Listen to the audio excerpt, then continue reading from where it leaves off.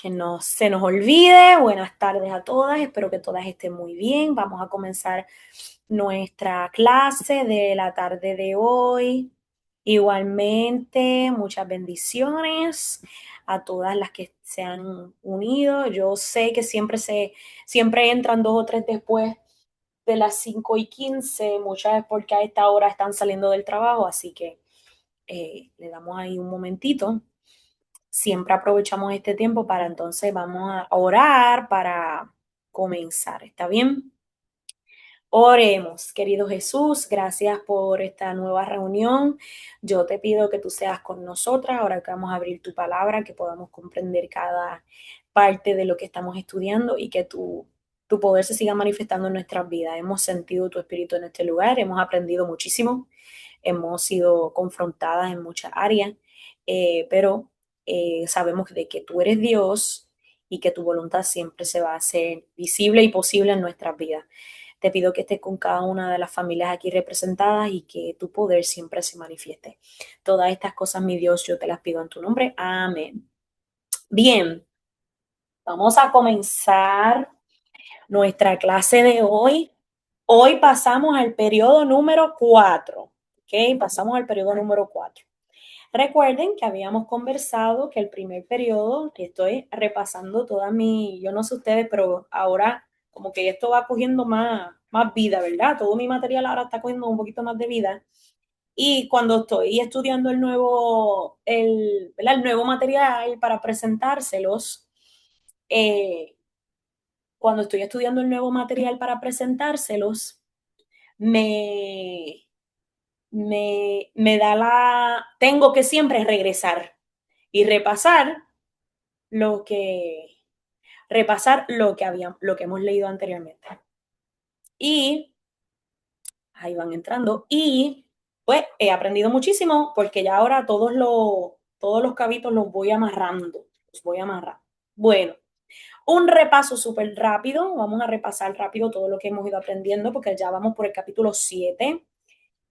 Perdóname, 6 de Jueces, el capítulo 6 de Jueces, que es el que corresponde para el día de hoy. Capítulo 6 de Jueces. Y se nos presenta un nuevo juez. Pero antes de entrar a ese detalle, vamos a repasar un poco lo que hemos ido aprendiendo. Recuerden que Jueces es un libro acerca de héroes, pecado, consecuencias, falta de liderazgo, cautiverio, pero Dios siempre hace algo al respecto. Porque hemos aprendido que el libro de Jueces viene después de la muerte de Josué, este líder que llevó al pueblo de Israel a la tierra prometida, y ellos están ahí a punto de conquistar esta tierra, y Dios les dio la instrucción de que conquisten esta nueva tierra, pero que expulsen todo aquello que no tiene que ver con el pueblo de Dios. Pero en vez de ellos hacer eso, entramos en un ciclo. Hay un ciclo que siempre se repite. El pueblo peca aceptando estas nuevas culturas, nuevas ideologías, y tienen en formas idólatras de adorar, bueno, un caos, porque se mezclan con estas otras culturas cuando van entrando a esta nueva tierra, y como pecan, caen en opresión por estos grandes ¿verdad? Pueblos extranjeros, caen en opresión. Durante esa opresión claman a Dios y Dios responde para que ellos sean liberados y luego tengan paz. La forma en la que Dios hace eso es levantando jueces. Y cuando él levanta a los jueces, él cuando él levanta a los jueces, el propósito de Dios es que ellos hagan dos cosas: guíen al pueblo y los liberen de alguna batalla, ¿verdad? Más o menos es por ahí la línea. Que guíen al pueblo y que los liberen de alguna batalla para obtener estas dos cosas: que el pueblo pueda ser obediente y de esa manera puedan ser libres, y que el pueblo pueda recibir o adorar verdaderamente a Dios. Esos son los dos temas principales. Dios desea que su pueblo sea obediente y que le adore verdaderamente, porque tanto la obediencia como la adoración verdadera nos da libertad. Y de esta manera, levantando jueces en el pueblo de Israel, es que Dios muestra su misericordia, ¿ok? ¿ok? Dios muestra su misericordia. Denme un segundito. Dios muestra su misericordia. Y mientras vamos estudiando,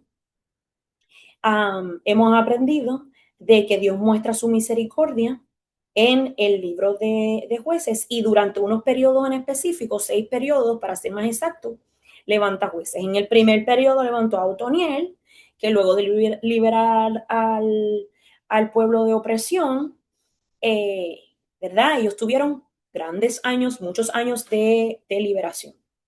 Luego, ahí aprendimos que Dios busca una entrega total y Él responde al arrepentimiento. El segundo periodo, aprendimos de Ahod y Samgar, ambos de regiones diferentes, culturas diferentes, background diferente y con características bien diferentes. Una de las características de Ahod era que era zurdo y una característica ordinaria de Samgar era que él era un cuidador de bueyes, pero ambos en la simplicidad de lo que ellos son, ¿verdad? Con esas características que parecieran ser nada, Dios utilizó eso para, para liberar a su pueblo una vez más y se describe que Israel disfruta 80 años de paz, que fue el periodo más largo. Muere Ahod, ¿verdad? Y el pueblo vuelve de nuevo y cae otra vez, pero en este momento Débora es la jueza que es levantada, la profetisa jueza y líder de Israel. Y ella guiaba al pueblo con sus palabras y consejos, les ayudaba a tomar buenas decisiones. Eh, como era una líder espiritual, los dirigía, los redirigía al propósito de Dios. Pero en este momento es Jabín y Císara los que, ¿verdad? Se forma una guerra civil, porque ellos son parte de la gente extranjera que quedó viviendo cuando los israelitas fueron tomando la tierra. Ellos se organizaron y crearon esta guerra, ¿verdad? Esta guerra civil. Dios le dice a Débora que convoque a Barak, porque Barak es el que los va a ayudar a conseguir la victoria. Y es Débora y Barak quienes dirigen juntos al pueblo a la liberación. Pero no quedó ahí, no quedó solamente en manos de Débora y Barak. También hubo otra participante muy especial en esta historia, que es Jael, una mujer que luego en el capítulo 5 fue descrita como una mujer virtuosa, muy valiente y valiosa para esta historia, porque fue ella quien terminó destruyendo a Císara, el capitán del ejército opresor, y luego de 20 años de sufrimiento, el pueblo de Israel disfruta 40 años de paz por ese trabajo en equipo de Débora, Barak, Jael y el resto de los soldados israelitas que apoyaron a esta misión de sacar o expulsar a la gente que quedaba en ese espacio. Y aprendimos que las historias que vamos leyendo no exaltan a los héroes, no es, sí conocemos sobre ellos y aprendemos sobre ellos, pero el propósito de esto es exaltar a Dios, porque es muy importante que después de cada victoria recordemos alabar a Dios. Y también aprendimos que Dios usa personas dispuestas, no perfectas. Aquellos que estemos dispuestos a ser valientes, a obedecer y a actuar en fidelidad, recibiremos entonces nuestra recompensa. Así que hasta ahí vamos súper bien. Y ahora vamos a pasar al capítulo número 6. En este capítulo se comienza el cuarto periodo de los jueces. Y durante este cuarto periodo hay algo muy interesante que sucede. De nuevo, el capítulo comienza describiendo la condición de Israel. Vuelven otra vez y caen, hicieron lo malo y Dios entonces responde muy interesantemente, en vez de enviar a un juez o a levantar a un juez, vieron un detalle muy interesante, que Dios envía al pueblo de Israel, ¿quién? ¿A quién? Mandaron a Gedeón primero, ese fue el que él llamó primero de primera instancia. No, No. el ángel es el que se presenta a Ujú. Gedeón, pero antes, Ajá. antes Dios responde enviando a un profeta. Y el profeta se le presenta al pueblo y le dice, nuevamente volvieron a hacer lo malo ante los ojos de Dios. Dios les dijo anteriormente lo que ustedes tenían que hacer y no lo hicieron. Bueno, ahora absténganse a las consecuencias. Y muy interesantemente, aunque les voy a dar un poquito más detalle más adelante, es el pueblo opresor, es un pueblo pariente de los israelitas, que son los madianitas. Si le damos un poquito más para atrás a la historia, ahora mismo no recuerdo dónde, pero sé que Abraham, déjame ver si lo anoté por aquí, ellos eran parientes lejanos de Israel, de parte obviamente de Abraham, que en un junte innecesario, ¿verdad? Salieron entonces los madianitas. Está bien. Así que prácticamente ellos son primos, vamos a decirlo así. Los madianitas y los israelitas son primos. Pero los madianitas fueron bien inteligentes. Ellos dijeron, espérate, ya el pueblo de Moab los destruyó con trabajo, los puso a trabajar y los destruyó. Eh, ya los filisteos los saquearon y les quitaron todas las pertenencias que tenían, las armas, los desarmaron y funcionó. Pero no por mucho tiempo. Nosotros vamos a conquistar a Israel o vamos a destruir a Israel de una manera diferente. Eso es un detalle importante que tenemos que recordar. Los madianitas, se describe que los madianitas andaban en camellos. ¿Se dieron cuenta de ese pequeño detalle? Yo me puse a buscar. Es que hay detalles en la Biblia, tú lo lees y tú dices, ¿qué tiene que ver esto con toda la historia? Y es que el detalle de los camellos es importante porque los camellos tienen dos características importantes. Número uno, la característica principal es que son animales que en ese espacio y en ese lugar, en su hábitat natural, son animales que pueden, mira, coger camino por tiempos largos. Por lo tanto, los madianitas podían recorrer toda la región de Israel en su caravana de camellos. Eso es lo primero. Y lo segundo es que los camellos eran tan resistentes, ¿verdad? Que podían cargar muchas cosas. Entonces, para los madianitas era mejor andar con camellos que con carruajes de hierro, que con otras cosas, porque esos animales les proveían dos cosas. No hay que darle mantenimiento, eso es darle por ahí para abajo, paramos de vez en cuando y número dos, son suficientemente fuertes para cargar con cosas que encontremos en el camino. Porque la forma en la que los madianitas estratégicamente destruyeron a Israel fue por medio de su economía. Cuando leemos los primeros versículos nos damos cuenta que los madianitas destruían su economía robándole o quitándoles la comida, los animales, sus animales, el lugar donde dormían, sus casetas, todo lo que era pertenencia, los madianitas se los confiscaban y los israelitas les robaban. Entonces comenzaron a huir hacia los montes, las cuevas y se escondían y vivían con mucho miedo. Y ese miedo empoderó a los madianitas, pero empobreció al pueblo de Israel. Y fueron 7 años de empobrecimiento y de ese estado. Es tiempo corto, se han dado cuenta, si en 7 años empobrecieron al país completo. Eso para mí es un tiempo bien corto. Y lo otro muy importante es que en este caso no se describe que los madianitas conquistaron una región, como en las otras opciones que vimos, las otras historias que vimos. Los madianitas lograron conquistar casi toda la región que Israel había alcanzado.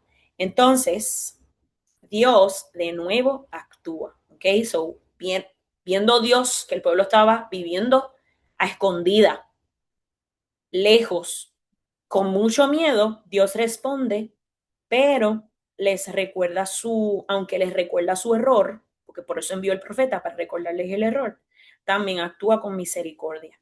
Y en ese momento, luego de que él mandara al profeta para decir lo que Dios quería decirle al pueblo, Dios levanta a un juez, pero este juez lo levanta enviándole a un ángel.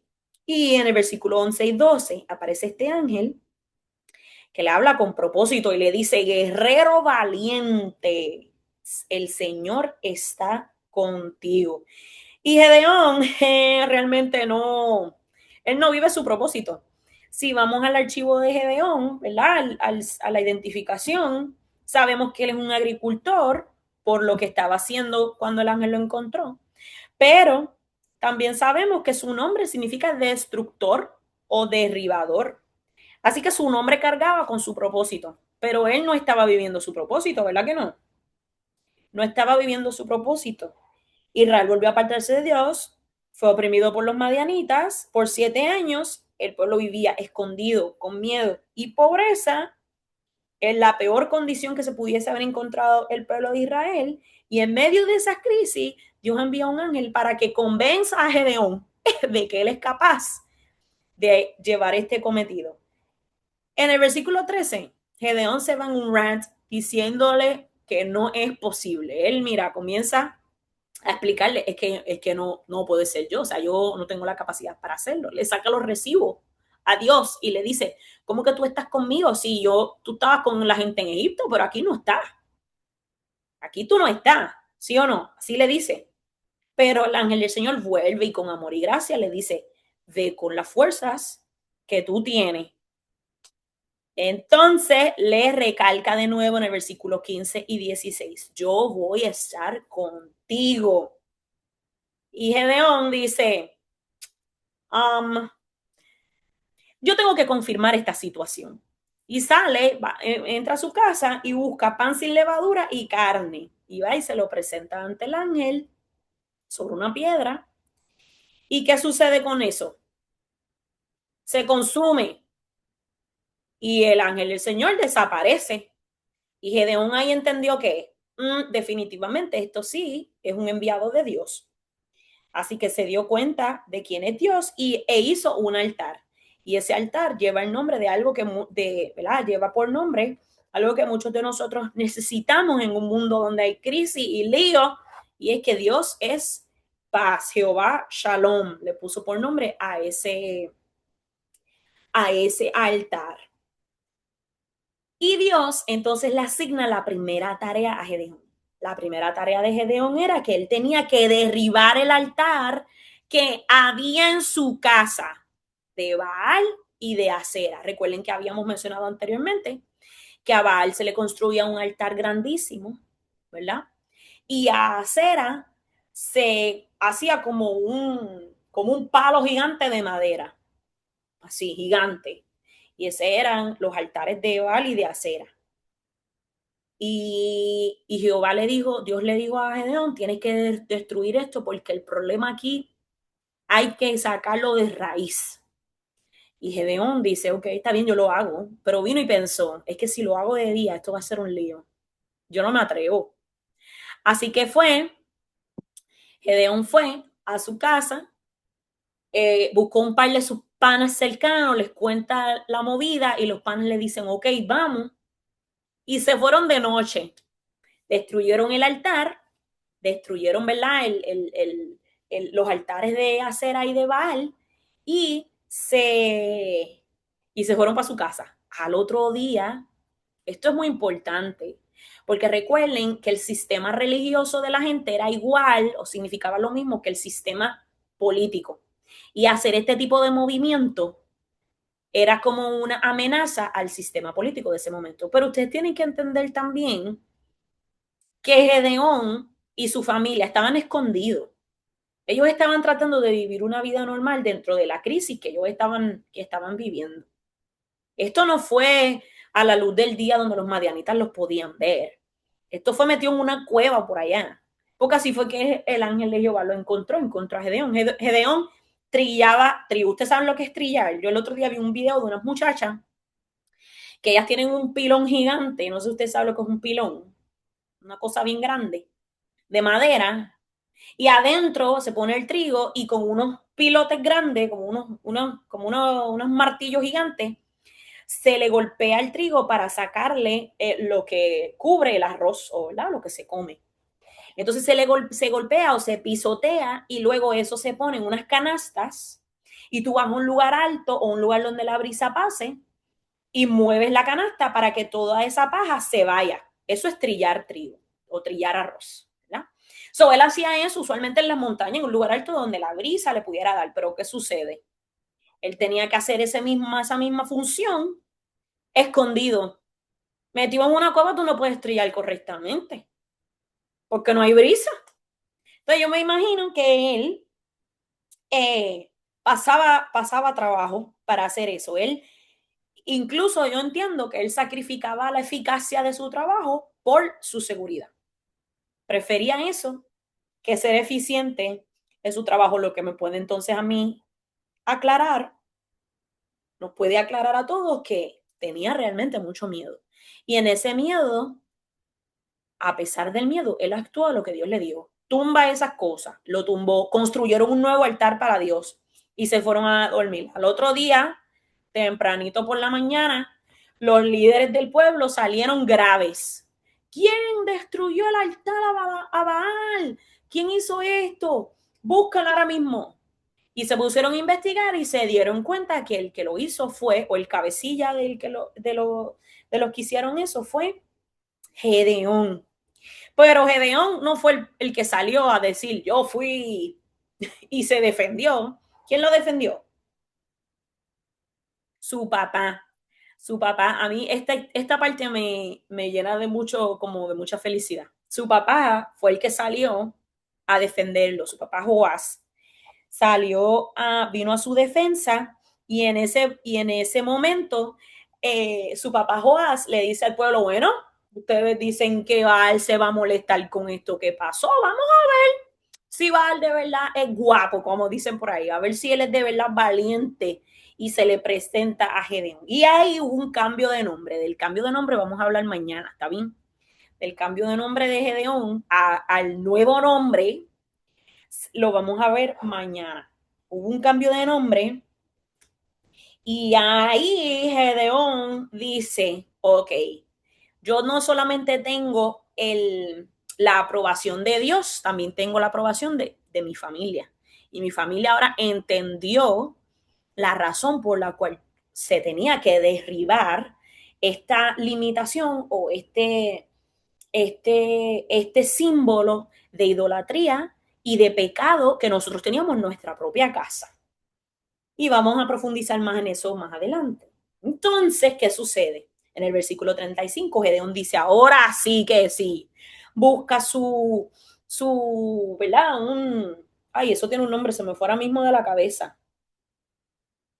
El punto es que él llama a todos en el pueblo, los reúne a todos y les dice, vamos a guerra, mi gente. Los madianitas no se pueden quedar con esta situación. Pero después que él convoca a la gente, se va para su casa y dice, ay, Señor, yo no sé si yo voy a poder hacer esto. Este trabajo es muy grande para mí. ¿Cómo lo voy a hacer? No, no, no, no, no. Yo necesito prueba de que tú vas a estar conmigo y de que vamos a salir airosos de esto. Así que se fue para su casa y buscó como un trapo de lana o pedazos de lana, ¿verdad?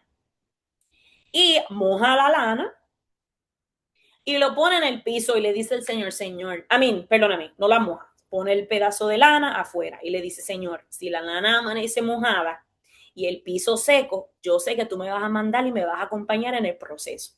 Se acuesta a dormir y al otro día que se levanta, la lana está mojada y el piso está seco. Y ahí él dice, bueno, pero quizás como yo me levanto un poquito tarde hoy, el sol le dio y como la lana es un poco espesa, tú sabes, retiene un poquito el agua, así que yo creo que esta no fue la mejor forma de pedir esta prueba. Y le dice, bueno, señor, vamos a hacerlo de la forma al revés, que todo esté mojado a las 12 del día todavía cuando yo me levanto y que la lana esté sequecita, como que por ahí no pasó agua. Y él se acuesta a dormir y al otro día el piso está mojado, tarde en el día, ya el sol le había dado ese pedazo, estaba mojado y la lana sequecita. Esto aquí, mi gente, hay muchas lecciones. Yo ni sabía por dónde comenzar. Vamos a hablar de algunas de las fortalezas de Gedeón antes de entrar en los detalles importantes de nuestra historia. Fortalezas: humilde, ¿verdad? Humilde tanto en su profesión como en su personalidad. Dispuesto a escuchar a Dios, porque a pesar de que le puso ahí un poquito de resistencia, él estaba dispuesto a escucharlo. Obediente, aun cuando tenía mucho miedo, pero deseoso también de confirmar la voluntad de Dios. Eso está espectacular. Algunos desafíos, era muy inseguro, demasiada inseguridad. Tenía temor al fracaso, por eso tanta prueba y dificultad para verse como Dios lo veía. Tenía como un velo así puesto sobre sus ojos para ver el potencial que Dios tenía para él. Y Jueces 6:12 dice, Jehová está contigo, varón esforzado y valiente, varón esforzado y valiente. Y entonces vamos a mirar un poquito de los detalles que les mencioné anteriormente. Recuerden que Israel es oprimido por Madián, que eran parientes lejanos de Israel, como primo. Era una descendencia que salió de Abraham con un junte raro que él tuvo allá por el Éxodo. Luego, el pueblo clama a Dios porque los madianitas tenían una forma muy particular de conquistar otras tierras y era destruir la economía de ese pueblo, quedarse con todo, empobrecer al pueblo. Así que lo hicieron y encima de eso lograron conquistar mucho territorio rápido y eficientemente por su ejército móvil de camellos, por la fuerza de los camellos y la capacidad de cargar muchas cosas sobre ellos. Así que el que ellos tuvieran camellos les ayudó a los madianitas. En ese empobrecimiento, miedo, temor, el pueblo de Israel se escondió en las cuevas. No, no quiero estar por aquí, ellos se escondieron, se recogieron.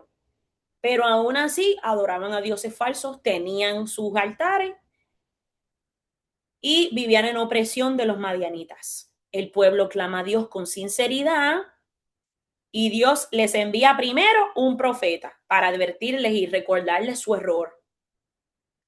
Y un ángel visita a Gedeón para entonces levantar a un juez. Muy interesante que Dios envía primero a un profeta, porque Dios sabía que el problema inicial del pueblo era un problema espiritual y ellos tenían que escuchar. Recuerden que los profetas eran la voz de Dios aquí en la tierra. Así que los profetas eran muy necesarios para que el pueblo pudiera escuchar de primera mano lo que Dios tenía que decir. Así que cuando el profeta confronta al pueblo de Israel, no lo está diciendo porque el profeta tiene una opinión, sino porque el profeta comunicaba la opinión de Dios acerca de la condición del pueblo. Y Dios entendía que eliminando la idolatría es que el pueblo podía abrir los ojos a entender y podían entonces confrontar a los madianitas con Dios de su lado. Porque imagínense, ellos todavía pensando en Baal y en Acera, yéndose a la guerra en nombre de Dios. Como que no cuadra, ¿verdad que no? Así que Dios tenía que restaurar su sistema espiritual, el sistema espiritual de la gente, para luego poder convocarlos a guerra y que en el nombre de Dios, con su fe restaurada, ellos pudieran confrontar al pueblo madianita. Así que Dios envía un profeta para primero trabajar su problema espiritual. Y luego que levanta a Gedeón y hay restauración en la vida personal de Gedeón, es que el pueblo puede trabajar para Dios en su victoria. Y quien levanta a Gedeón en su momento de necesidad y de miedo es un ángel de Dios. Y este ángel de Dios puede significar algo que se llama, y que aprendí mientras estaba estudiando para nuestra clase hoy, cristofanía. ¿Han escuchado esa palabra anteriormente? Cristofanía significa una manifestación de Cristo. En el Antiguo Testamento, y esto es muy importante entenderlo, en el Antiguo Testamento en varias ocasiones se explica o se menciona que el ángel de Dios se le presentaba a X o Y persona, refiriéndose posiblemente a una manifestación de Cristo antes del Nuevo Testamento. ¿Okay? Así que Cristo se le presentaba a varias personas aquí en la tierra, ¿verdad? En diferentes circunstancias, para darles un llamado, un cometido especial. Y en esta ocasión no fue diferente. Así que en esta ocasión sucedió una cristofanía, cuando el ángel de Dios se le presenta a esta persona en el Antiguo Testamento para darles un cometido. ¿Ok? Así que esto es muy, muy importante. Porque este llamado no vino o sea, no fue un mensajero cualquiera que vino a decirle a Gedeón su propósito, recordarle su nombre e invitarlo a trabajar para él. No, fue Dios mismo que vino en esa manifestación de Cristo a presentarle a Gedeón su propósito, lo que Dios ve de él, lo que Dios entiende que él es, y hacerlo entender que Dios iba a estar con él en cada momento de esta misión. Pero aún así, Gedeón cuestiona su capacidad. Aunque el ángel de Dios le dice, tú eres un guerrero valiente, yo voy a estar contigo, esto y lo otro, él como quiera responde con incredulidad. Y me puse a investigar por qué él responde así, si ya él vio tantas cosas suceder. Y es que él no, aunque su nombre significa destructor y derribador, el nombre de Gedeón, él no parecía valiente. Y Dios, pero Dios sí veía su potencial. Cuando él hace preguntas, realmente, esto fue algo que aprendí y descubrí, cuando Gedeón le hace preguntas a Dios, pero es que si tú estuviste con Egipto, ¿por qué tú no estás aquí con nosotros ahora? Esa pregunta quizá la podemos hacer nosotros hoy en día. Decirle, ay Señor, si tú realmente estás con nosotros, ¿por qué tú permites estas cosas suceder malas en el mundo? ¿Verdad? Quizás nos viene esa pregunta a la mente. Pero debemos de recordar que esta pregunta que Gedeón le hace a Dios, si estuviste con la gente en Egipto, con mi antepasado en Egipto, ¿por qué tú no estás con nosotros ahora y tenemos que vivir en miedo y escondido? Realmente sus preguntas vienen de un lugar de confusión, porque recuerden que estamos en el cuarto periodo de los jueces, lo que significa que han pasado muchísimos años. Y quizás Gedeón era un niño cuando entró a la tierra nueva. Quizás no había ni nacido, ¿ok? Porque no se nos dice realmente las edades de estos jueces. Así que en su generación, en la generación de Gedeón, la gente que estaba viviendo bajo la opresión de los madianitas, posiblemente lo que habían eran escuchado cuentos y canciones, ¿verdad? Como aprendimos ayer, de lo que había pasado anteriormente. Y para ellos no era real, porque la realidad que vivían era otra. La realidad que vivían era miedo, era temor, era opresión. Y para Gedeón, sus preguntas de Señor, si tú estuviste con Egipto, con los israelitas en Egipto, ¿por qué no estás con nosotros? Era una pregunta confundida. Era como que, pero es que yo no he visto eso ahora. ¿Será eso posible realmente? Venía de un lugar de confusión porque no había visto ese poder de Dios en su generación. Así que esa fe de que eso pudiese volver a suceder, fue lo que impulsó. Lo importante de aquí es que, si ustedes ven, Dios no le refuta su pregunta con una contestación. Dios no le dice, mira, mijo, lo que pasa fue, no le explicó, sino que lo envía como parte de la solución. Tú eres el guerrero valiente, yo voy a estar contigo y esto es lo que vamos a hacer. Lo envía como parte de su solución y ve su fuerza y ve su nueva fe. Así que Gedeón levanta ese altar en esa interacción con el ángel y le pone por nombre Dios da paz. Yo me imagino porque ese fue el sentimiento que sintió Gedeón en ese momento que él tuvo ese encuentro. Y como habíamos hablado, su primera tarea era entonces, ok, ahora sé mi propósito, el ángel de Dios vino y me lo explicó.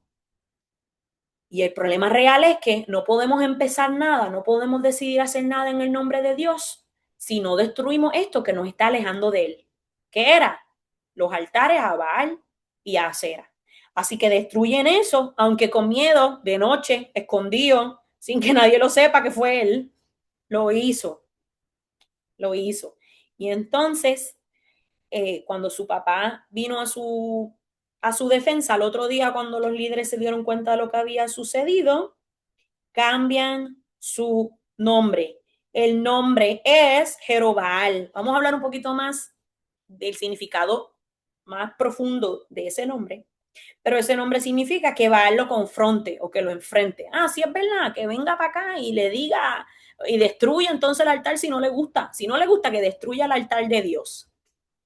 Pero esto es irónico porque se quedó expuesta la impotencia de Baal y se puso en claro y visto para todos que Dios es el Dios verdadero. Entonces, el Espíritu Santo vino sobre Gedeón. Eso lo encontramos en el versículo 34 de Jueces 6. El Espíritu Santo vino sobre Gedeón y ahora Dios lo va a utilizar como el libertador y el guía del pueblo de Israel para liberarse de los madianitas. Pero aquí hay un detalle muy importante, que cuando lo leí me confrontó porque muchos de nosotros entendemos que parte de la vida de un cristiano es poner a prueba a Dios.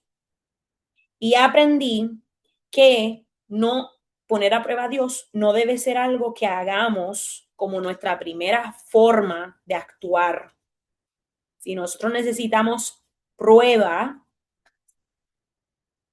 o necesitamos fortalecimiento de nuestra fe, poner a prueba a Dios, no es la manera en la que podemos hablar, que debemos actuar, porque eso refleja nuestra debilidad de fe, refleja que realmente no creemos que Dios es posible o capaz de hacer lo que le pedimos.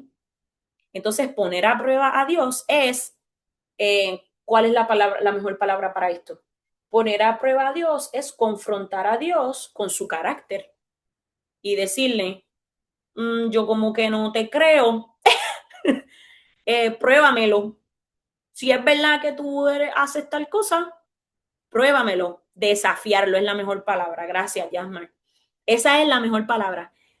Poner a prueba a Dios es desafiar el carácter de Dios. Si ya lo hemos visto antes, lo hemos leído durante esta semana, Dios es capaz de hacerlo todo. Entonces, ponerlo a prueba para algo que nosotros necesitamos realmente refleja nuestra debilidad. Pero ya ustedes van a ver que más adelante en la historia no existe más prueba. No es necesario probar a Dios. Lo que sí hay es una invitación. Dios siempre va, luego, a medida que las historias van pasando, Dios siempre va a invitar a la gente que Él llama a no a probar, sino a confiar en su palabra y a caminar en fe, a confiar en su palabra y a caminar en fe. Así que como cristianos, como creyentes de Dios y de su poder y de su soberanía y de su capacidad y de su carácter, en vez de probar a Dios y desafiar su carácter, lo que debemos hacer es simple y llanamente confiar en su palabra y caminar en fe, porque esto nos va a fortalecer como cristianos y ayudar a nuestra fe a madurar. Así que esos son algunos detalles importantes de esta historia que nos ayudan a poder entender claramente muchos de los detalles de este relato. ¿Cuál es la evidencia de la obra de Dios entonces en la vida de Gedeón? Número uno, Dios ve más allá de nuestras inseguridades. Mientras Gedeón se veía débil, Dios lo llamó esforzado y valiente. Número dos, nos vemos María, Dios te bendiga. Número dos, la transformación comienza en casa. Antes de derrotar a Madián, Gedeón tuvo que derribar la idolatría que había en su propia comunidad. Y número tres, la obediencia no requiere ausencia de miedo. No hace falta, podemos hacer las cosas con miedo. Podemos actuar con miedo como Gedeón, pero aún así debemos obedecer. ¿Cuáles son exactamente? El miedo no lo paralizó. Ahí el medio lo hizo las cosas porque él definitivamente es obediente, pero aunque lo hizo con miedo, obedeció, que es lo que Dios nos pide, que obedezcamos. Él no nos pide una obediencia perfecta, sino un corazón dispuesto a hacer su voluntad. Lecciones para nosotros hoy. Número uno, Dios nos llama según su propósito, no según nuestra percepción. Podemos creer muchas cosas de nosotros mismos, pero Dios conoce bien nuestros corazones y sabe bien la capacidad que tenemos para cumplir su misión o llegar a cumplir su propósito. Número dos, la verdadera batalla comienza con la obediencia personal. Si yo obedezco diariamente a Dios, entonces mi fe crece, crezco como persona. La verdadera batalla comienza con la obediencia personal. Número 3, el miedo no descalifica a quien está dispuesto a obedecer. El, el ángel de Dios no fue a donde Gedeón y Gedeón le dijo, le puso pretexto y el ángel dijo, pues está bien, yo busco a otra persona que no tenga miedo. No dijo eso. Lo, lo afirmó, le dijo Gedeón, tu nombre dice que tú puedes hacer esto. Créetelo, yo voy a estar contigo. Lo afirmó. El miedo no lo descalificó, sino que impulsó su obediencia. La fe que él tenía en Dios, que él logró desarrollar en Dios, impulsó su obediencia. Y número 4, Dios puede usar a personas comunes para cumplir planes extraordinarios. Y esto lo hemos visto, ya durante toda esta semana. Que no importa la persona, común y corriente, con experiencia, sin experiencia, mujer, hombre, ama de casa, agricultor, cualquiera de nosotros puede cumplir planes extraordinarios de Dios. Ahora, el estado del caso, ahora mismo el reclutamiento, estamos observando el reclutamiento de Gedeón. No hemos visto guerra todavía, esto es solamente su reclutamiento. ¿Cuál es la misión? Liberar a Israel de Madián. ¿Cuál es su principal obstáculo? Él mismo. Él mismo es su obstáculo principal. Pero a pesar de su inseguridad, obedeció. Así que tiene buena intención el muchacho. Vamos mañana. Hoy recuerden que estamos en la parte número 1 de Gedeón. Mañana vamos a evaluar la parte número 2, en donde vamos a ver realmente si Gedeón actuó en el propósito de Dios. La lección principal de Gedeón es que Dios suele escoger personas que se sienten insuficientes para que su poder sea claramente visible. En la insuficiencia, Dios hace su poder visible. Bien, y ahora vamos a hablar un poquito más de este caso. Este caso número 4 se titula Cuando Dios llama a los inseguros. Cuando Dios llama a los inseguros. Y el resumen de este texto o de esta porción, que pasaron muchas cosas, muchos detalles importantes. El resumen es que Israel volvió a apartarse de Dios y fue oprimido durante 7 años. En su sufrimiento, clamaron al Señor y Dios llamó a Gedeón para liberar a su pueblo. Aunque Gedeón se sentía débil e incapaz, Dios le aseguró que estaría con él. Le puso muchos pero Dios le aseguró que estaría con él. Le dio una primera misión. Antes de enfrentar a los madianitas, Dios le pidió derribar el altar de Baal de su propia familia. En su propia comunidad había un problema de idolatría y tenía que derribar ese altar, enseñándole que la verdadera liberación comienza con la obediencia y la eliminación de la idolatría. Finalmente, el Espíritu del Señor vino sobre Gedeón, preparándolo para la misión que Dios le había encomendado. Solamente estamos en el proceso de reclutamiento de Gedeón, en el proceso en el que él comprende que él es más de lo que él mismo piensa de sí mismo. Él es más de lo que él piensa de sí mismo. Y que él puede llegar a ser lo que Dios desea que él sea. Pero para eso él tiene que creerlo, creer su llamado y creer en el Dios que lo llamó. Bien, entonces, ¿cuáles son algunos personajes en esta historia? ¿Cuáles serán? Los personajes en esta historia son varios. Primero tenemos a Dios, obviamente, quien es que escucha el clamor de su pueblo, corrige antes de restaurar, llama a personas comunes para cumplir grandes propósitos y tiene muchísima paciencia con las dudas de Gedeón. Tiene mucha paciencia con las dudas de Gedeón. Escucha el clamor de su pueblo y responde.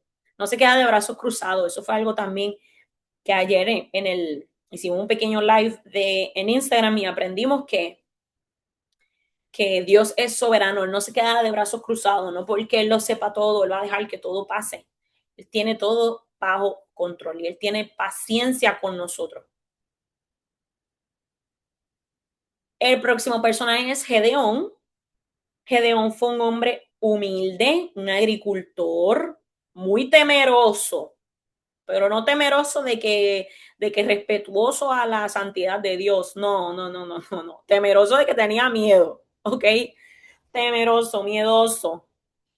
Pero gradualmente aprende a confiar en Dios. Aprende gradualmente a confiar en Dios. Era un agricultor que con miedo, aún así, responde al llamado. Obedece incluso cuando tiene miedo. Número 3, el próximo personaje es el ángel del Señor. El ángel del Señor es el que confirma el llamado divino de Gedeón. Le dice, oye, Dios te necesitamos. Él es el que se le aparece a Gedeón y le dice, este es tu llamado. Y habíamos hablado que es una posible cristofanía. Una cristofanía es la manifestación, una manifestación de Cristo en el Antiguo Testamento, que sucede muchas veces. Usted vea que dice el ángel del Señor, hay otros también, hay otras frases también que se refieren a eso, a una posible cristofanía, a una posible manifestación de Cristo en, en el Viejo Testamento. Israel es el otro personaje. Israel es el otro personaje. Sufre consecuencias graves por su pecado, porque viven entonces bajo la opresión a causa de su desobediencia. Fueron empobrecidos rápidamente, 7 años nada más. Tomó para el pueblo estar completamente empobrecido a causa de la opresión. Y ellos claman al Señor en medio de su aflicción una vez más. Y una vez más, Dios les responde. Y esas consecuencias fueron única y exclusivamente por no obedecer y por no adorar verdaderamente. Recuerden que son los dos problemas. Las únicas dos cosas que Dios nos pide es que obedezcamos y que le adoremos verdaderamente. Una vez una de esas dos cosas están destruidas, entonces nos alejamos de la voluntad de Dios y perdemos su cuidado. Así que es importante que obedezcamos y rindamos adoración verdadera. Y finalmente los madianitas son los otros personajes en esta historia. Estos son parientes lejanos de Israel, instrumento de disciplina para Israel. Ya nosotros sabemos que Dios es el que permite que que Yanila, Dios te bendiga. Dios es el que permite estas confrontaciones difíciles con estos pueblos que en este caso no son tan extranjeros, pero que vienen a oprimir al pueblo de Dios. Son instrumentos de disciplina para Israel. Los madianitas destruyen las cosechas, generan pobreza, ellos le pegaban fuego hacia las cosechas, se robaban las vacas, los chivos, bueno, ellos hacían un desastre, las carpas, todas las pertenencias, ellos las cogían para sí o las destruían para empobrecer al pueblo y lo lograron. Y un detalle muy importante es que andaban a camello, lo que les ayudaba a tener viajes largos, rápidos y también a cargar con más, a tener más cargamento. Bien, habíamos hablado ayer de que ustedes me van a ayudar a escribir entonces las palabras clave. Voy a comenzar con aquellas que enviaron su tarea. Denme un segundito para poder escribirlas aquí y que ustedes puedan verlas, ver las anotaciones también. Y voy a abrir aquí las palabras que algunos de ustedes envió. Aquí, palabras, opresión, valentía, paz, clamor. Si ustedes tienen otras, me las van poniendo en el chat y yo las voy a ir poniendo por aquí. Opresión, valentía, esa es otra palabra. Vamos a ver cuál otra. Paz, clamor, temor, lealtad, desafío,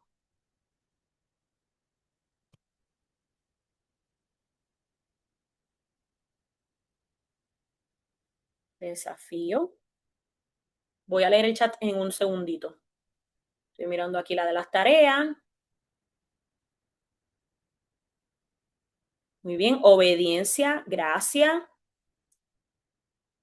A ver, ¿y ustedes qué pusieron por aquí? Estoy leyendo en el chat. Atrevido, idolatría, opresión, valentía, paz, clamor, temor, lealtad, desafío, obediencia. Muy bien, miedo, miedo, obediencia, miedo, paz. Esa es una palabra clave aquí también, paz. Déjame ver si yo encuentro por aquí otra. Vamos a abrir el chat de nuevo. Obediencia, miedo, paz, opresión, valentía, clamor, temor, lealtad, desafío, obediencia, miedo. ¿Alguien más tiene alguna otra? Quiero poner 3 más. A ver,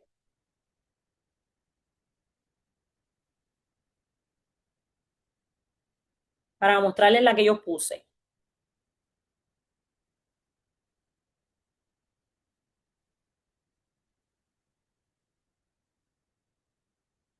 Déjame chequear en la tarea otra vez. Esforzado,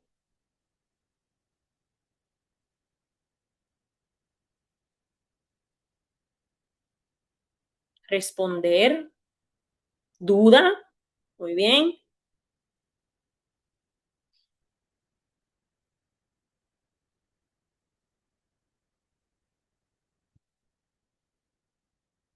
Perfecto.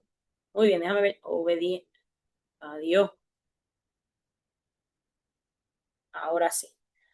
Muy bien. Miedo, humildad. Muy bien. Perfecto. Entonces, miren otras aquí. Estas fueron las que yo encontré. Llamado, fe, temor, obediencia, idolatría, otra vez. Me gusta esta palabra me llamó la atención porque yo siento que hubo un proceso de restauración en la vida de Gedeón. Paciencia, porque el Señor tuvo muchísima paciencia. El Espíritu del Señor, que vino de nuevo, que vino sobre él. Valentía, dependencia, fue otra muy importante para mí. Altar, y la otra que también incluí fue identidad. Para mí, de esa lista yo escogí principalmente llamado, identidad, restauración y paciencia. Esas fueron las principales para mí. Esas fueron las que más me llamaron la atención. Bien, entonces pasamos a los atributos de Dios. Principal atributo es paciencia. Yo veo demasiada paciencia, porque ya esto ha pasado demasiadas veces en la historia del pueblo de Israel y como quiera, Dios responde con paciencia y gracia para su pueblo, con mucha misericordia, muchísima misericordia. El Señor es paciente. Él escucha a Gedeón y responde con gracia, guiándolo paso a paso, paso a paso. Salmo 103, lo voy a buscar por aquí para leérselo. Pueden ir escribiendo. Salmo 103, 13 y 14 dice, el Señor es como un padre con sus hijos, tierno y compasivo con los que le temen. Mira, hay más palabras. Promesa, fiel, propósito, muy bien. Versículo 14, pues Él sabe lo débiles que somos, se recuerda de que somos tan solo polvo. El Señor es paciente. Él sabe que nosotros, no hay mucho que esa gente puede dar, dice Dios, pero como quiera, yo los amo, los quiero, los cuido y actúo hacia ellos con paciencia. Bien, el otro atributo que yo veo de Dios es que conoce nuestra verdadera identidad. En Primera de Samuel 16:7, el Señor le dijo a Samuel, no juzgues por su apariencia o por su estatura. Esto fue en el momento en que Samuel fue a escoger al nuevo rey, después que Saúl hizo lo malo delante de los ojos de Dios. por el mismo pecado, mismo pecado. Dios le dijo, expulsa todo, y él se quedaba con cosas. El Señor le dijo a Samuel, no juzgues por su apariencia o por su estatura, porque yo lo he rechazado. El Señor no ve las cosas de la manera en la que tú ves. La gente juzga por las apariencias, pero el Señor ve qué. El Señor mira a él el corazón, así mismo es. Así que Dios conoce nuestra verdadera identidad. Y qué bueno, porque mucha gente juzga por las apariencias y por lo que presentamos. Obviamente lo que presentamos es muy importante, pero lo más importante de lo que presentamos es lo que le entregamos a Dios. Él conoce nuestra verdadera identidad, así que podemos aferrarnos a esa identidad, vivir esa identidad, y ya vas a ver cómo esa identidad en Cristo va transformando y restaurando quien tú eres en Él. Y el otro atributo de Dios es que Él es santo. Y Éxodo 23, ustedes saben lo que hay en Éxodo 20, los 10 mandamientos. Y el versículo 3 dice, claro, sin un punto y coma, dicen por ahí, sin tartamudear. Es muy claro. No tengas dioses ajenos delante de mí. That's it. No tengas ningún otro Dios aparte de mí. Eso es todo. No había que describir qué otras cosas no podíamos tener. No tengas ningún otro Dios. No pongas nada delante o en mi lugar. Dios es santo. La verdadera restauración comienza con la adoración correcta. Cuando adoramos correctamente, realmente estamos viviendo verdadera restauración. Muy bien. Y vamos entonces a nuestra referencia. Usted puede escribir por ahí por el chat también qué otras referencias usted encontró para entonces poder compartirla. La primera que yo tengo por aquí es Éxodo 3, 11 al 12. Y ahí se describe el momento en el que Moisés tenía muchas dudas acerca de quién él era, su identidad. Él estaba viviendo lejos de donde él se crió. Él no sabía realmente qué era lo que Dios quería que él hiciera. O sea, que la vida depuraba que él iba a hacer. Él no sabía lo que le tocaba hacer. Y Dios le respondió a su duda con su presencia. Y por medio de la zarza ardiente lo enfrentó y le dijo, todo va a estar bien, yo voy a estar contigo. Mateo 28:20 es otra de mis referencias. Este capítulo 28 de Mateo es el último del libro de Mateo. Y en el versículo 20 el Señor le dice a sus discípulos, vayan pues, 19 y 20, vayan pues, hagan discípulos, bautizándoles en el nombre del Padre, y del Espíritu Santo, enseñándoles, ¿verdad? Enseñándoles, bautizándolos, y le da toda esta encomienda especial a ellos y le dice, y no se preocupen porque yo voy a estar con ustedes todos los días de su vida. ¿Okay? Yo voy a estar contigo. Así que es una confirmación de que Dios va a estar con nosotros, su presencia nos acompaña, ¿no? Podemos tener miedo y duda, pero eso no nos debe paralizar. Primera de Corintios 1, 26 al 29. Ese texto habla acerca de la debilidad del ser humano, pero que Dios también escoge lo débil para avergonzar a lo fuerte de nuestro miedo, de nuestra duda o de las circunstancias que podamos vivir. Dios nos toma y nos utiliza para su gloria.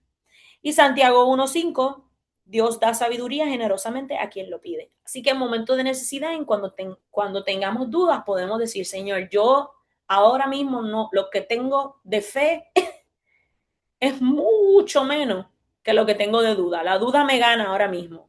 Puedes ir a Dios con ese corazón y decirle, Señor, ahora mismo tengo más dudas que fe.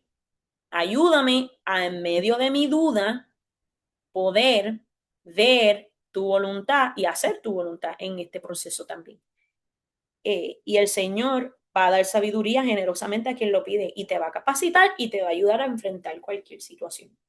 Eso es también una lección hermosa que podemos aprender de este capítulo 6 de Jueces. ¿Cuál es entonces la pista? La pista encontrada en este texto. Asimismo, ayúdame en mi incredulidad. Asimismo. Antes de cambiar la circunstancia, dice la pista, Dios quiere transformar nuestro corazón. Antes de darle la victoria a Gedeón y al pueblo de Israel contra los madianitas, Dios tenía que transformar su corazón, regresarlos a él. Dios sabía que había pasado mucho tiempo y que la presencia de Dios era necesaria para ellos poder recibir restauración. Pero Dios necesitaba que ellos vivieran una transformación de corazón y en esa transformación de corazón, entonces, él iba a ganar la guerra, iba a obtener la victoria y los israelitas iban a vivir en paz de nuevo. Es interesante que Dios no envió inmediatamente a Gedeón a luchar contra Madián, como pasó con Barak, que Débora le dijo, bueno, llegaste, qué bueno, mira, Dios me dice que te enfrentes a esta gente, pero Barak no dijo, pero espérate, no hay que hacer algo antes, él no, Dios no envió a Gedeón a luchar contra Madián. Primero le pidió que derribara el altar a Baal que estaba en su propia casa, porque la batalla más importante no era contra un ejército extranjero, un ejército que no era el pueblo de Dios, sino contra la idolatría que había echado raíces dentro del pueblo de Dios. Entonces, ¿cómo aplicamos esto a nuestra vida? Antes de enfrentar enemigos externos, situaciones externas, identifiquemos bien qué ídolos internos tenemos y que necesitamos que Dios nos ayude. Puede ser la incredulidad, esa, esa mala costumbre a veces que tenemos de decir que somos insuficientes o que no somos capaces de hacer ciertas cosas o que hay algo que nos está restringiendo de hacer, no, Señor, mira, es que yo tengo un trabajo y ese trabajo, mira, ese trabajo consume todo de mí y por eso yo no tengo tiempo para ti. ¿Estamos hablando realmente del tiempo o estamos hablando de tu amor a tu trabajo?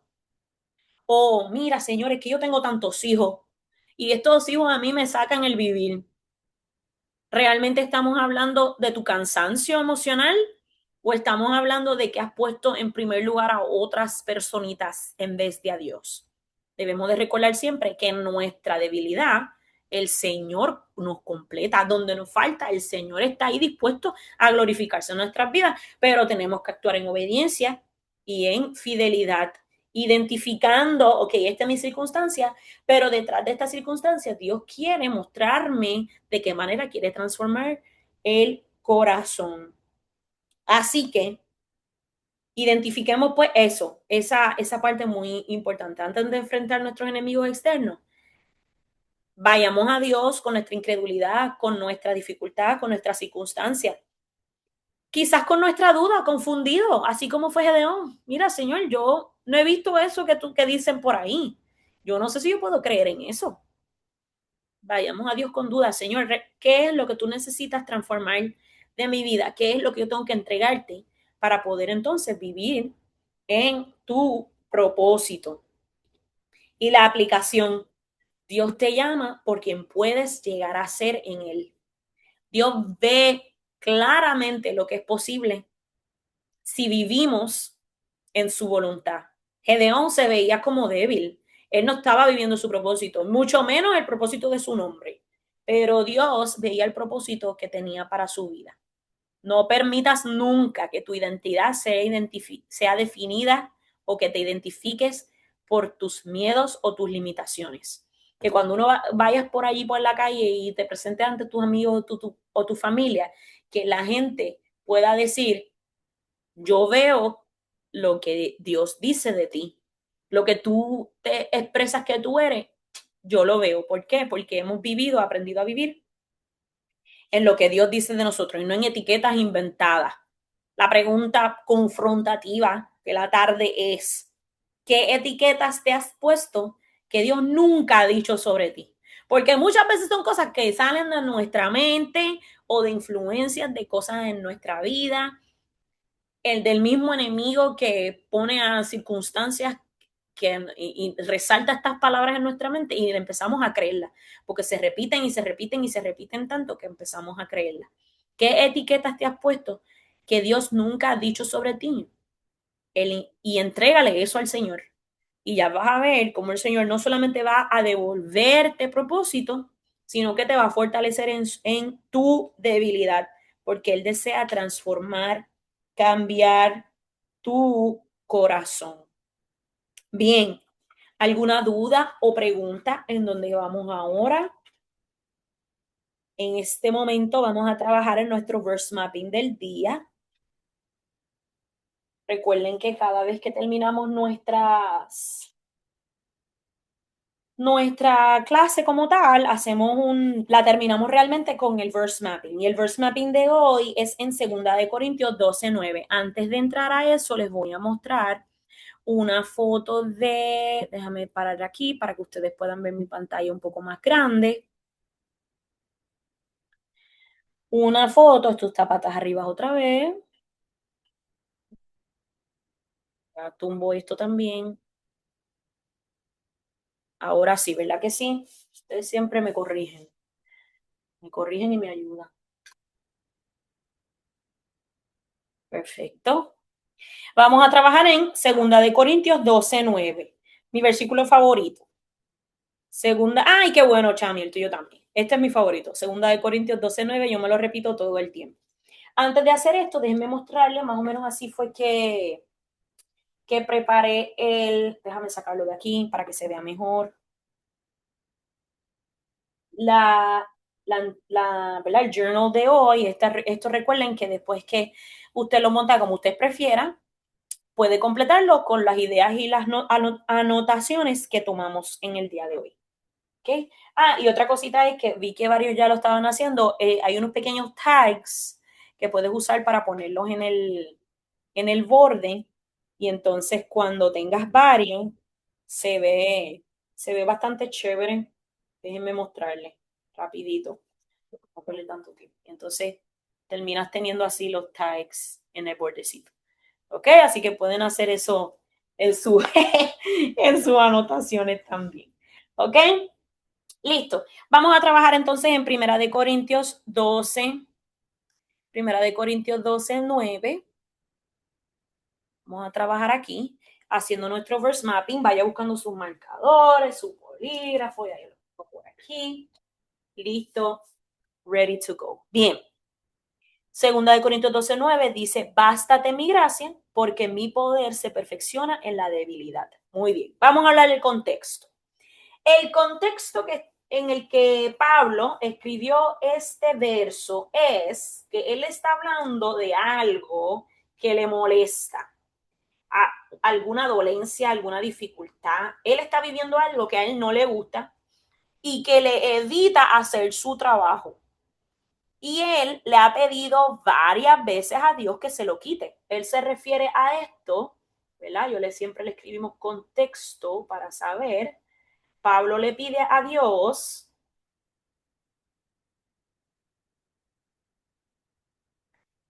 que le quite. Él se refiere a esto, nunca dice que es realmente un aguijón. En algunas versiones dicen aguijón en la carne, que eso puede quizá darnos un poquito más de luz a cuál realmente es el problema. Y si nos vamos a averiguar, nos ponemos a investigar el montón de cosas que han dicho de cuál pudiese ser ese posible aguijón, nunca terminamos. Así que no vamos a entrar en ese tema. El punto es que Pablo tenía algo que él necesitaba o deseaba, le pedía a Dios que se lo quitara, ¿verdad? Y el Señor le responde, entonces, esta es la respuesta. Esta es la respuesta. La respuesta que Dios le da, Pablo dice, mira, Señor, tú sabes que yo tengo este problema, por favor, quítamelo. Y Dios le dice a Pablo, bástate mi gracia porque mi poder se perfecciona en la debilidad. Dios le dice que su poder se manifestaba con mayor claridad en medio de la debilidad humana. Este principio también lo podemos ver en la historia de Gedeón, porque Dios no escogió el hombre más fuerte de Israel, sino a alguien que reconocía sus limitaciones. Gedeón no era el más fuerte, era el más miedoso, estaba escondido, haciendo su trabajo escondido, increíble. Pero aún así Dios lo escogió para hacer su obra, lo cual me ayuda a mí también a sentirme bien, porque donde yo veo limitaciones, el Señor ve potencial. Entonces hay algunas palabras claves aquí que vamos a marcar. La primera es gracia. La segunda es poder. Vamos con otro color. Otro color que parece el mismo, no puedo creerlo. Vamos a usar otro. Puede ser, me quedé sin colores. Teniendo 100 colores aquí. Puede ser. Verde. Poder. Y finalmente, debilidad. Es la otra palabra que vamos a evaluar aquí.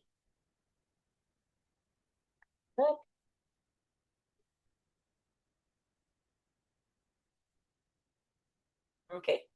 Gracia, poder y debilidad. Y hay dos frases. Ustedes saben que hay dos palabras, o bástate mi gracia es una, y perfección en la debilidad. Estas son las dos frases que vamos a también desglosar. Bien, gracia. Gracia, si usted no lo sabía, es un favor inmerecido de Dios.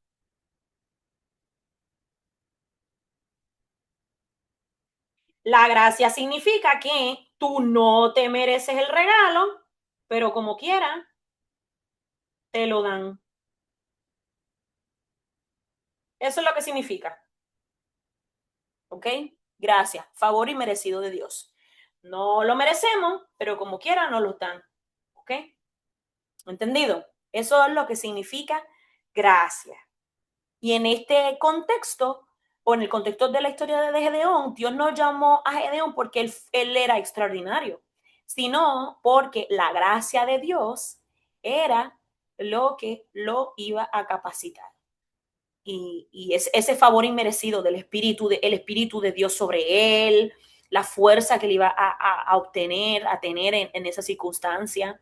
Así que el favor o el regalo inmerecido de Dios de que Gedeón tuviera la capacidad para enfrentar la situación iba a venir directamente de Dios. ¿Ok?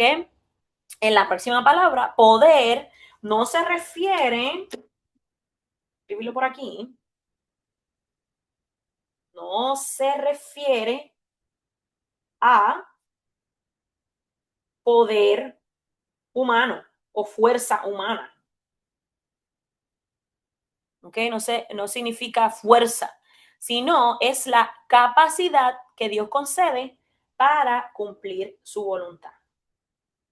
Capacidad para cumplir la voluntad de Dios. ¿Ok? Mi poder, cuando él dice mi poder, esta frase, mi poder, se refiere a la capacidad para cumplir la voluntad de Dios. Así que el favor inmerecido, la gracia de Dios, el Espíritu de Dios sobre Gedeón, iba a ayudarlo. La capacidad de cumplir la voluntad de Dios iba a fortalecerlo. Y ambas cosas, tanto la gracia de Dios y el poder de Dios, la capacidad de hacer su voluntad, el poder de Dios, lo iba a perfeccionar, iba a hacerlo, a ayudarlo a cumplir la voluntad de Dios. Y aquí, debilidad, la última palabra por acá, se refiere a aquello que reconocemos que no podemos superar por nosotros mismos. Aquello que no podemos superar por nosotros mismos.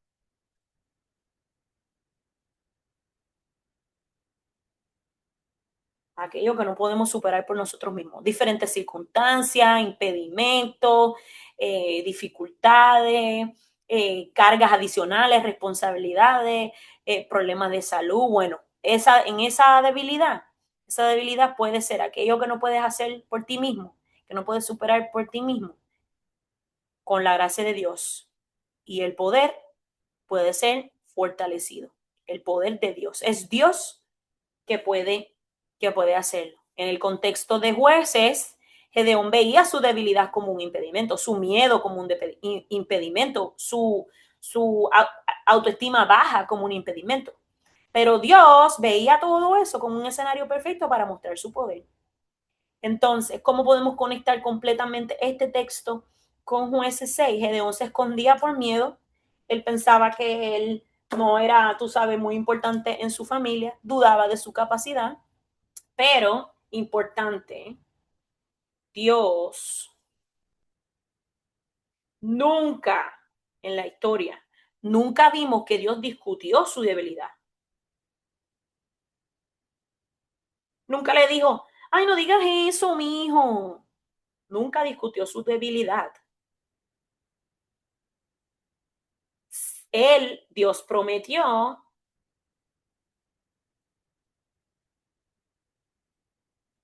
su presencia. En nuestra debilidad, Dios va a estar allí.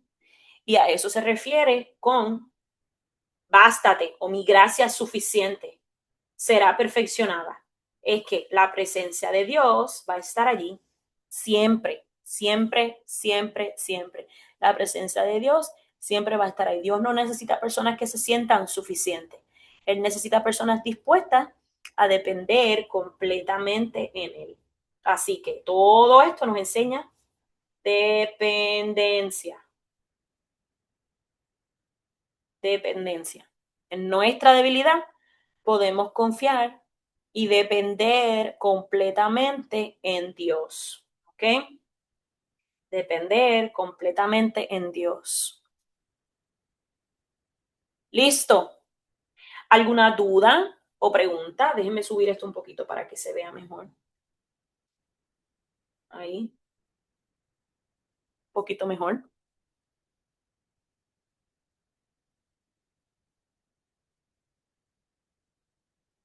¿Alguna duda o pregunta? Este es el momento. Comentario.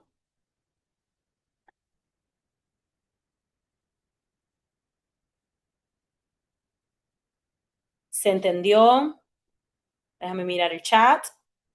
Precioso Dios el que tenemos, así mismo es un Dios maravilloso.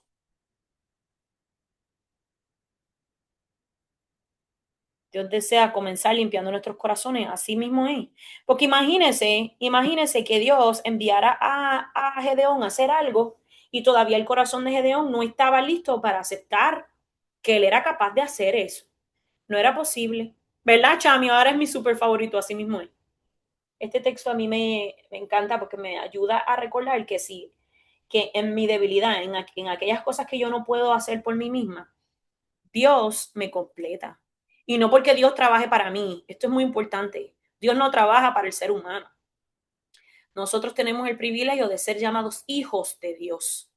Y en esa invitación especial de ser llamados hijos de Dios, Él tiene un deseo, porque ese fue su plan desde el principio. El plan de Dios desde el principio es que vivamos en su presencia y disfrutemos de su presencia.